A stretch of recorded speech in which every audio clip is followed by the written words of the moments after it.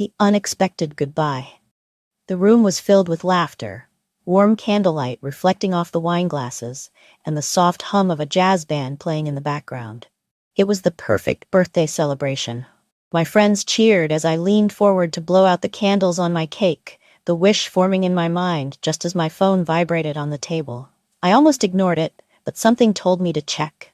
The name on the screen made my heart sink. Eric. I hesitated before swiping open the message. Hey Olivia. Just want to be honest with you. I've met someone else, someone who understands me better. She's younger, more exciting, and honestly, she's an upgrade. I also moved our savings into my personal account. Seemed fair since I made most of it. No hard feelings. Enjoy your birthday. I blinked at the glowing words, trying to process what I was reading. The world around me blurred, the laughter fading into the background. I felt like the ground had been ripped out from under me. But instead of reacting, I straightened my back, forced a slow, easy breath, and typed back one word. Congrats. No anger, no begging, just a quiet response.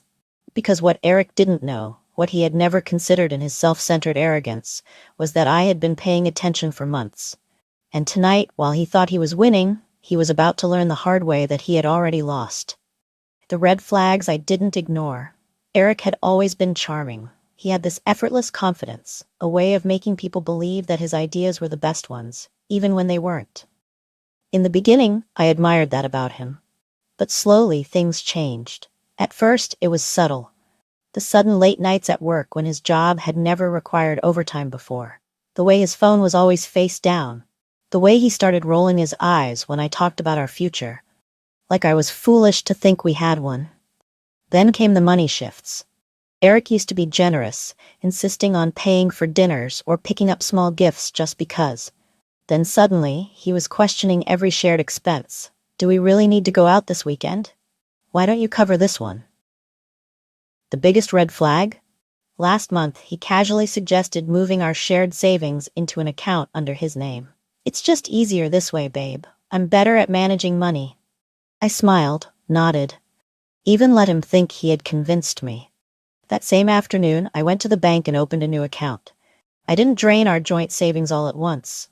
That would have been too obvious. Instead, I slowly moved my share, piece by piece, until the only thing left in that account was the portion he had contributed. Now, on my birthday, I knew exactly what had happened. Eric thought he had played me. But he had only played himself. The upgrade announcement. An hour after Eric's text, my phone buzzed again. It was my friend Mia. Olivia. You're not going to believe this. Eric just hard-launched his new girlfriend on Instagram. He literally captioned it. Traded up. Out with the old, in with the new. I'm fuming for you. I clicked the link. And there he was, posing in a high-end hotel suite, arm wrapped around a girl who looked barely old enough to legally drink. Long legs, perfect hair, the kind of effortless beauty that turned heads. Her name, Sophie. The same Sophie he had told me was just a friend. The same Sophie he had once called too immature to hold a real conversation. And yet, there she was, pressed against him like she was his prize. The comments were just as brutal as the post itself. Okay, King. Big upgrade. Damn, my guy went from economy to first class. Rip to the ex, she must be crying. Oh, how wrong they were. I wasn't crying. I was waiting. Because men like Eric always assume they're the smartest person in the room. They think women will break down, beg for answers, spiral into heartbreak. What they forget, what they always forget, is that the quiet ones, the ones who seem like they're letting things slide, they're the ones setting the stage for the biggest downfall. The first move in the game. Eric believed he had the upper hand. He thought he had taken everything, my dignity, my money, my future. What he had really done was set himself up for a fall so spectacular that even he wouldn't see it coming. The first domino was about to tip. 3, 2, 1. I left my birthday dinner early, claiming I was tired, but the moment I got home, I got to work. The first thing I did? Changed the locks. Eric had never bothered putting his name on the lease. That had always been my responsibility, my name on every official document. Babe, why do all that paperwork? You're way better at that stuff than I am. Well, Eric, now that laziness was going to cost you. The landlord had no problem when I called to have the locks changed. You're the only one on the lease, Olivia. You can do whatever you want. By midnight, Eric no longer had a home to come back to. At 1 a.m., my phone buzzed. Eric, hey, super weird, but I think my key isn't working. Can you let me in? I let the message sit. Read, but unanswered. 15 minutes later, another text. Olivia, what's going on? I need to grab some of my stuff. Still, I said nothing, because Eric's stuff, his designer sneakers, his overpriced cologne, his beloved watch collection, had already been packed into trash bags and placed neatly outside. When he tried to enter his old life, he would find himself locked out, staring at his belongings like a stranger on the curb. But this was just the beginning. The next step, making sure he felt the consequences. And trust me, he was going to feel them hard. The plan was in motion. At 8 a.m. the next morning, I made the first call. Hi, I need to report fraudulent activity on my joint account. The bank representative's voice was polite but firm. What kind of fraudulent activity, ma'am? I took a deep breath, the words tasting like victory as they left my lips. Money was withdrawn without my permission, and I have text messages proving my ex took the funds maliciously. A pause. Would you be able to forward those messages to our fraud department? Of course. Happy to. Within 90 minutes, Eric's personal bank account, the one he so proudly transferred our savings into, was frozen. At 9:30 a.m., my phone buzzed again. Eric, WTF did you do?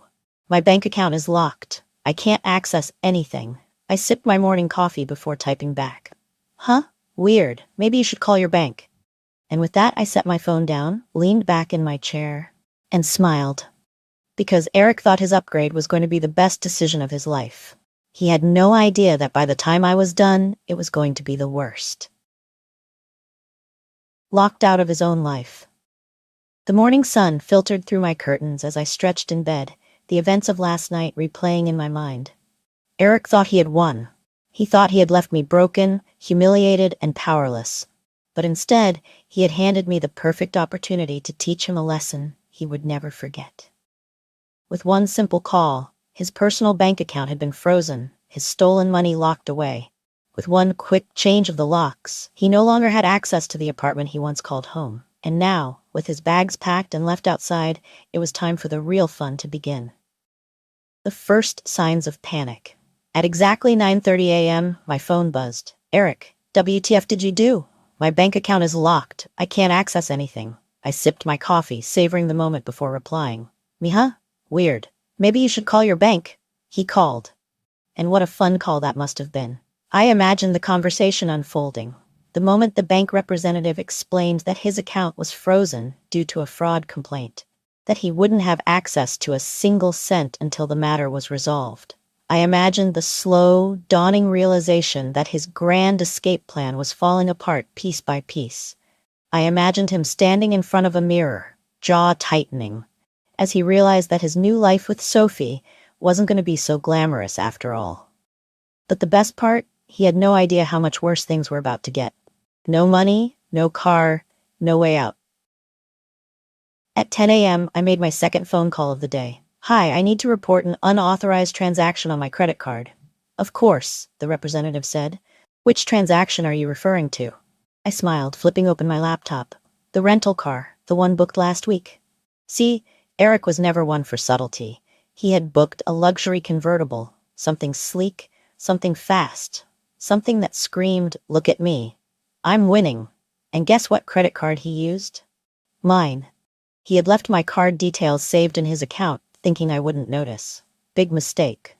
By noon, the rental was canceled, which meant that Eric and Sophie, who had likely been envisioning themselves cruising down the coast, wind in their hair, were now stuck with no way to get to their next destination. And I was just getting started. The calls keep coming. At 12:17 p.m., my phone rang. Eric, I let it go to voicemail. A minute later, another call. Then another. By the fifth attempt, I finally picked up. Chrissy, he started immediately, his voice sharp, controlled, like he was desperately trying to sound calm. I twirled my coffee spoon between my fingers. Yes, Eric? You need to fix this. My bank is frozen, my rental is canceled, my stuff is in trash bags outside the apartment. You've made your point, okay? I smiled. Oh, Eric, I haven't even started. A 5-star rejection. By 3 p.m., Eric and Sophie had finally arrived at their fancy 5-star hotel, the one Eric had booked for their dream getaway. Ocean views, private balcony, VIP service. It was supposed to be the final glorious chapter of his upgrade. Except for one small problem. The pending charges had bounced. When his account was frozen, the hotel didn't get their payment. So at 3:15 p.m., as Eric confidently strolled up to the front desk, luggage in hand, Sophie by his side, ready to check in, the receptionist smiled politely and said, "I'm sorry, sir, but your payment has been declined. No money, no reservation, no escape." And 30 minutes later, my phone buzzed again. Unknown number. I already knew who it was. I answered, keeping my voice light. "Hello?" A pause. Then, not Eric, but Sophie. Her voice was tight, filled with frustration. "Chrissy, hey look, I know things are weird between us, but..." I cut her off. "Sophie," I said sweetly, "how's that upgrade treating you?" Silence, then a sharp breath through her nose. I just need to know if there's something we can do to fix this. Eric said you froze his account." I laughed. "Eric said that, did he?" I mused. "Did he also mention how he stole my money?" Silence. "Or how he left me on my birthday like a coward?" More silence. Sophie exhaled sharply. "Look, I didn't know any of that, okay? I just thought..." I cut her off again. "You just thought he was some innocent, misunderstood guy who needed saving. Let me guess. He told you I was cold, controlling, that I held him back?" Her silence told me everything. Sophie was finally realizing she had been played. A little too late. The internet never forgets. While Eric was scrambling to figure out how to salvage his mess, the internet was already having a field day. Because Eric, being the overconfident, social media-obsessed idiot that he was, had posted his new relationship publicly way too soon, and people noticed. The comments started rolling in. "Damn bro, flex too early. LMAO. Imagine leaving your girl for an upgrade just to go broke in 24 hours. Nah, karma came with express delivery on this one." Even people who didn't know me personally were tearing him apart. And then at 4:45 p.m., the moment I had been waiting for happened. Eric's boss saw the post. His company had a strict policy against workplace relationships, especially with junior employees. And Sophie? She wasn't just some random girl. She was an intern at his firm. By 5 p.m., HR was involved, and Eric, he was officially on the chopping block. Checkmate. At 5:30 p.m., Eric called me one last time. I picked up just to hear him sweat. "Chrissy," he started, his voice larely controlled. "You need to stop this." I feigned confusion. "Stop what, Eric?" "My boss called me today," he snapped. I gasped. "Oh no, why would he do that?" "Because apparently, some people at work saw my Instagram post and now HR is involved." I smiled. "Oh, that does sound bad." His breathing sharpened. "I swear to God, Chrissy." "No, Eric," I interrupted. "You don't swear to God, you swear to yourself that next time you won't be so stupid."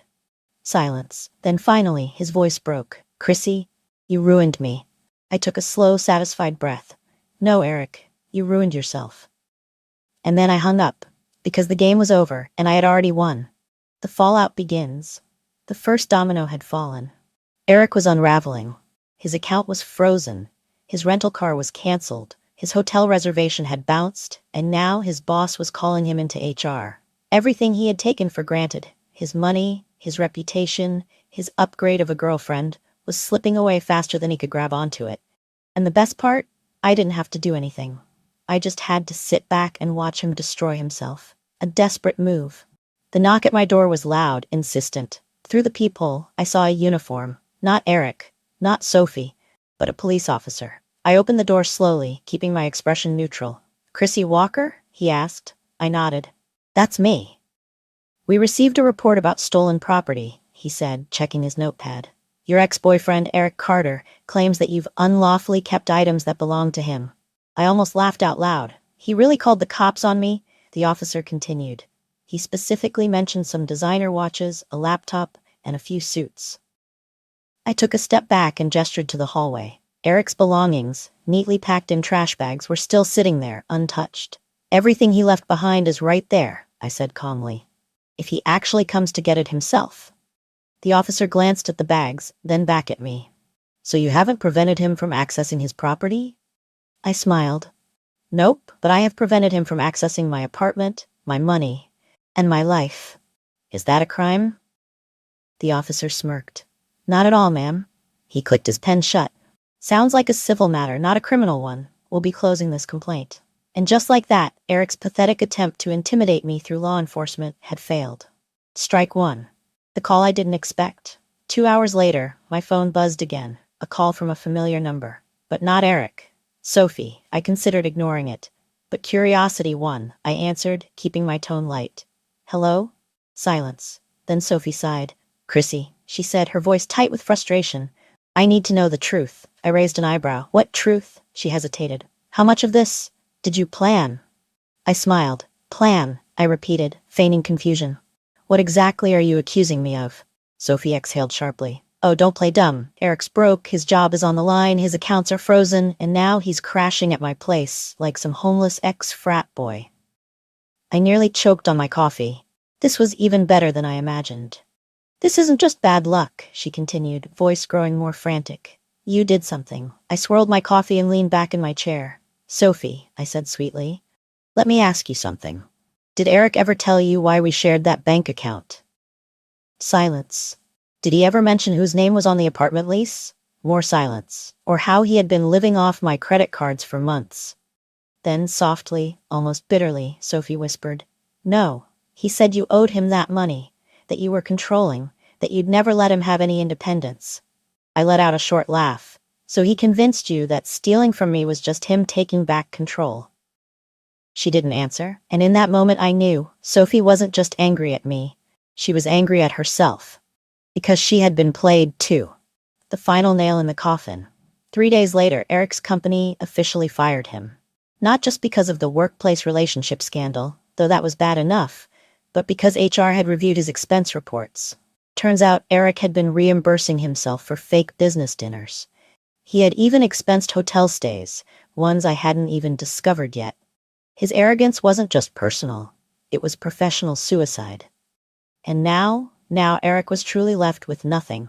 The last call. 1 week later, his name popped up on my screen. I could have ignored it. I almost did. But I wanted to hear it. I answered.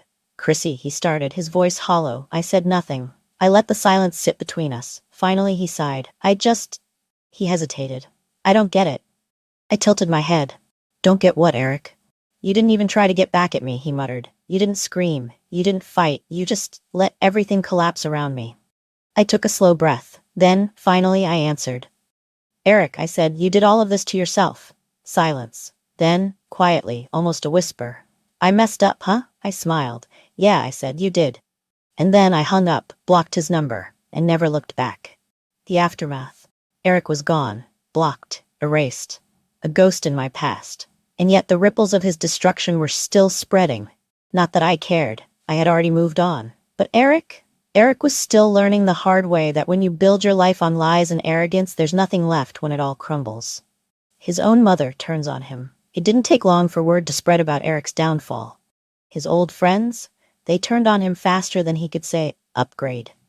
His coworkers, they had already seen the warning signs before he was fired. And his family? Well, that's where things got really interesting. One afternoon, I got a text from an unexpected number. Eric's mother, Linda.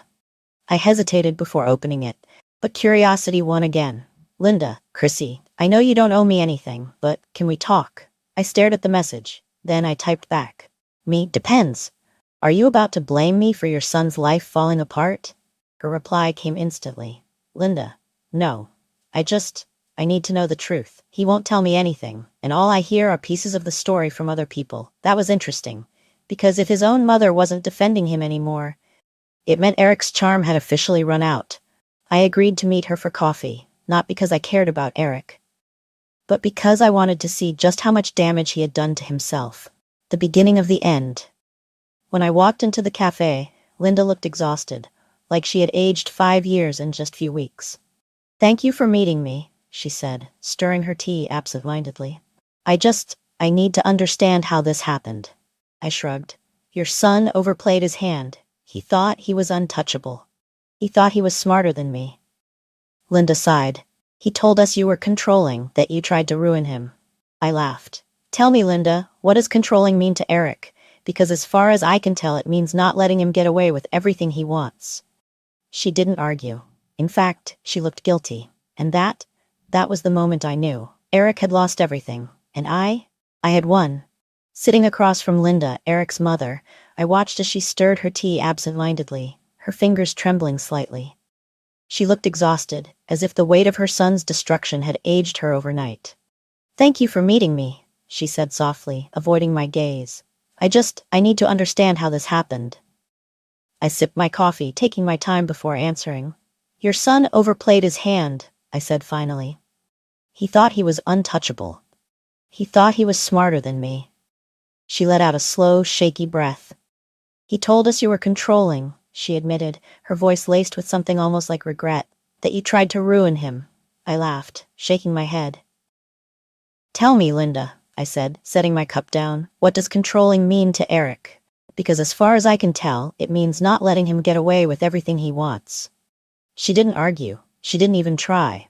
Instead, she just sighed deeply, rubbing her temples as if trying to block out a headache that had lasted years. "We spoiled him," she murmured, more to herself than to me. "We always bailed him out when he screwed up. His dad and I thought we were helping. But I see now that we just made him believe he'd never have to face real consequences." I leaned back, studying her. This wasn't the first time Eric had burned himself down. But it was the first time no one was there to rebuild him. No one left to run to. Eric had always been the guy who landed on his feet. Or, more accurately, the guy who was caught before he ever hit the ground. His parents had covered his bad decisions. His friends had hyped up his reckless choices. And his relationships? Well, they had always been with women like me, women who fixed things while he pretended to be the mastermind. But this time, every safety net had been cut. His boss had fired him. His money was gone. His so-called upgrade girlfriend, Sophie, had dumped him. And now, even his parents were washing their hands of him. I could see it in Linda's face, the exhaustion, the disappointment, the finality. "You asked me how this happened," I said, watching her carefully. "But the truth is, it's not just because of me." Her head snapped up. I continued, "Eric didn't just ruin his life because I fought back. He ruined his life because no one ever told him he had to be responsible for his own actions." Linda swallowed hard, nodding slowly. And in that moment, I knew. Even his own mother had given up on him. A man with nowhere to go. A few days passed, and I had nearly forgotten about him. I was moving on. My career was thriving. I had started focusing on myself, something I hadn't done in years. Eric was just a name in my past now. And yet one evening, as I walked into my favorite cafe, I saw him. Or rather, I saw what was left of him. He was sitting at a corner table, hunched over a cheap coffee, his once carefully styled hair messy and unkempt. His signature confidence? Gone. His expensive taste? Now replaced with a wrinkled, ill-fitting shirt. For a split second, he didn't see me. And I took in the full picture. This was a man who had lost everything. Not just money, not just reputation, but the one thing that had always kept him afloat, his ability to manipulate people into saving him. And now, no one was coming. The final encounter, I could have walked away. I almost did. But then he looked up, and our eyes met. Something flickered across his face. Recognition, regret, maybe even shame. I tilted my head, offering a polite, almost dismissive smile, then turned back toward the counter. But Eric? He wasn't done yet. A few moments later, I heard him approach. He cleared his throat. "Chrissy." I turned slowly, giving him a neutral glance. "Eric." He shifted awkwardly. You look good." I smirked. "I know." He let out a forced chuckle, rubbing the back of his neck. "I guess you heard about everything." I nodded, sipping my drink. "Yep." He exhaled sharply, looking away. "You must be happy about how things turned out, huh?" I tilted my head, considering my answer.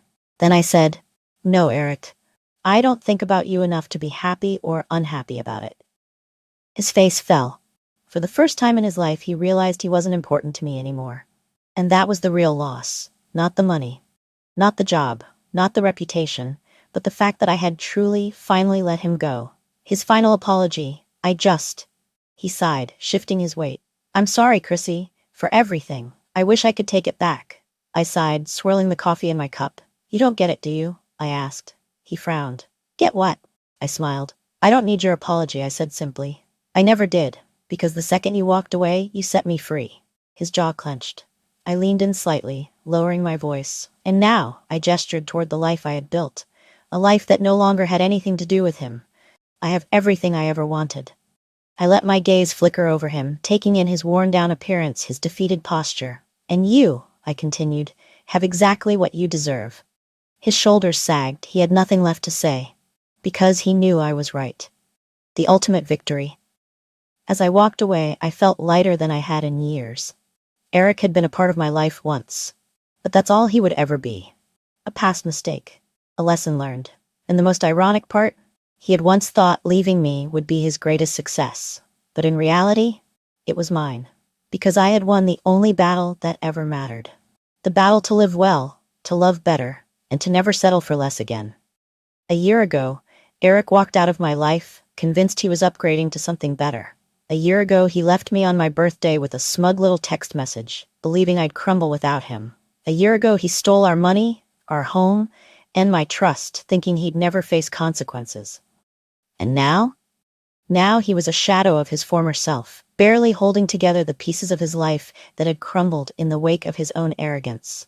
And I was thriving. A message from a ghost. I had long since forgotten about him, too busy enjoying the life I rebuilt without him. My career had skyrocketed. I had traveled, started a new business, and found love again. I was happier, healthier, and wealthier than I had ever been before. Then, one afternoon, as I scrolled through my phone, a notification popped up. A message request. From Eric. For a moment, I just stared at it. I could have ignored it. I should have ignored it. But curiosity got the best of me. I clicked. The final apology. Hey, I know it's been a long time, but I just wanted to say I'm sorry. I blinked, rereading it. I screwed up. I should have treated you better. I don't expect anything, but I wanted you to know that. I sat there for a long moment, considering how to respond. And then, I didn't. I deleted the message. Because some apologies, they come far too late. Success is the best revenge. Eric was nothing but a distant memory now. A lesson, a cautionary tale, a reminder of everything I would never tolerate again. While he was still trying to crawl out of the hole he dug for himself, I was soaring. He thought leaving me would be his biggest win. But in reality, it was mine. Because when I looked at our lives now, it was clear who had really won. The life he lost, I wasn't just surviving after him, I was thriving. That side business I started? It took off. Turns out, when you remove a financial leech from your life, your bank account flourishes. That career I worked so hard for? It skyrocketed. Turns out, when you're no longer emotionally drained by a selfish partner, you have the energy to chase your dreams. That love I thought I lost?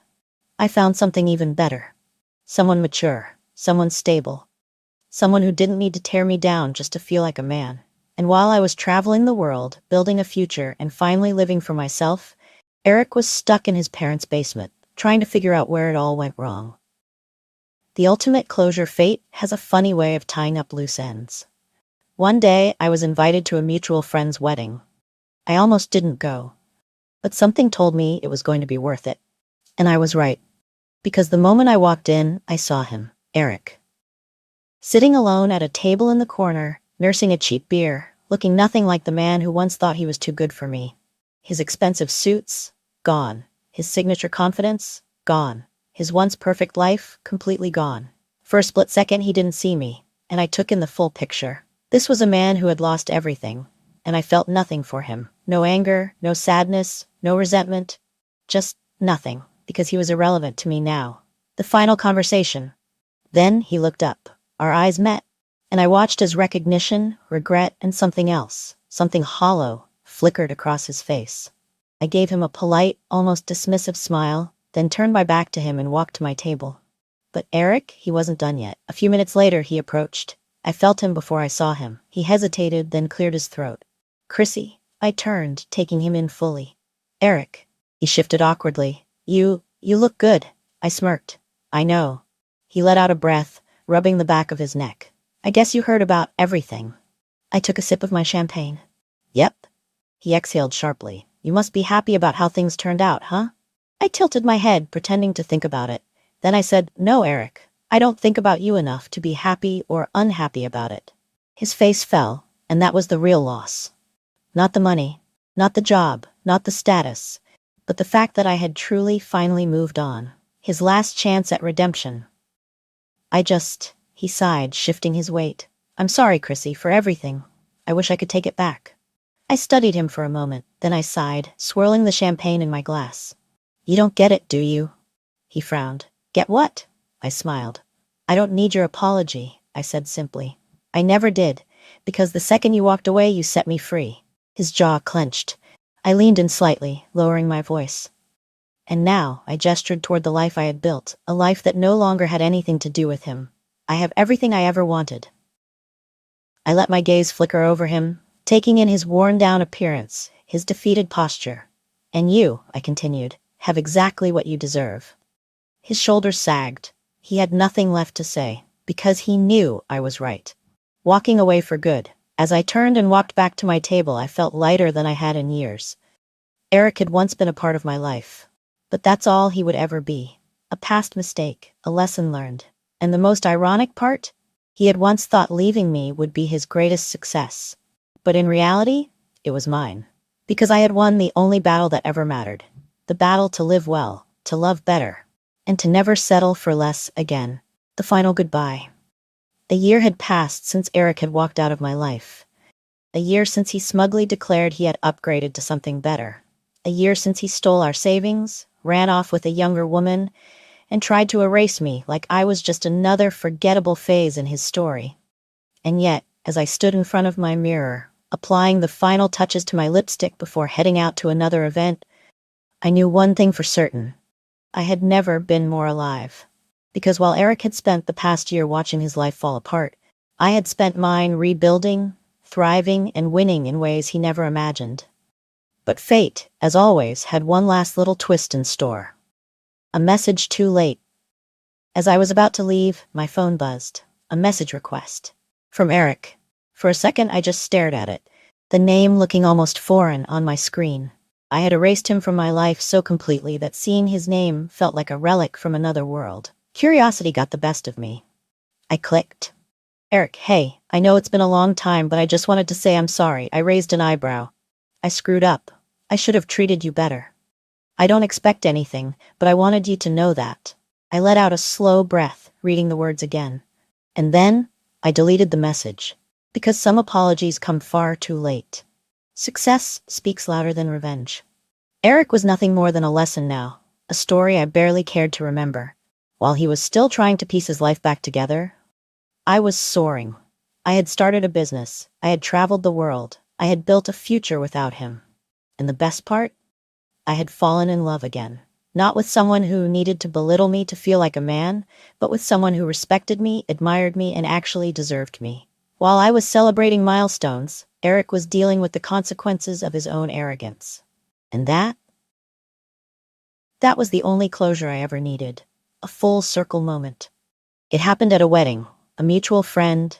I almost didn't go, but something told me it would be worth it. And I was right. Because the moment I stepped into the reception hall, I saw him. Eric, slumped at a lonely table, nursing a cheap beer, looking nothing like the man who once thought he was too good for me. His once expensive suits, gone. His signature confidence, shattered. His smug arrogance, completely erased. For a moment, I simply watched him, and I felt nothing.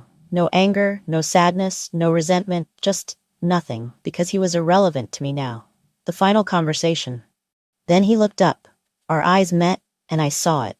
Recognition, regret, the unmistakable realization that he had made the worst mistake of his life. I tilted my head, giving him a polite, almost dismissive smile before turning my attention back to my table. But Eric, he wasn't done. A few minutes later, I heard him approach. He hesitated. Then he cleared his throat. Chrissy? I turned, my expression unreadable. Eric? He shifted uncomfortably. You look amazing. I smirked. I know. He let out a slow breath, rubbing the back of his neck. I guess you heard about everything. I sipped my champagne. Yep. He exhaled sharply. You must be happy about how things turned out, huh? I tilted my head, pretending to consider it. Then I said, No, Eric, I don't think about you enough to be happy or unhappy about it. His face fell. And that was the real loss. Not the money, not the job, not the status, but the fact that I had truly, finally let him go. The last attempt. He sighed, shifting his weight. I'm sorry, Chrissy, for everything. I wish I could take it back. I studied him for a moment, then I exhaled, swirling my champagne in my glass. You don't get it, do you? He frowned. Get what? I smiled. I don't need your apology, I said simply. I never did, because the second you walked away, you set me free. His jaw clenched. I leaned in slightly, lowering my voice. And now I gestured toward the life I had built, a life that no longer had anything to do with him. I have everything I ever wanted. I let my gaze flicker over him, taking in his worn-down appearance, his defeated posture. And you, I continued, have exactly what you deserve. His shoulders sagged. He had nothing left to say, because he knew I was right. Walking away, for good. As I turned and walked back to my table, I felt lighter than I had in years. Eric had once been a part of my life, but that's all he would ever be. A past mistake, a lesson learned.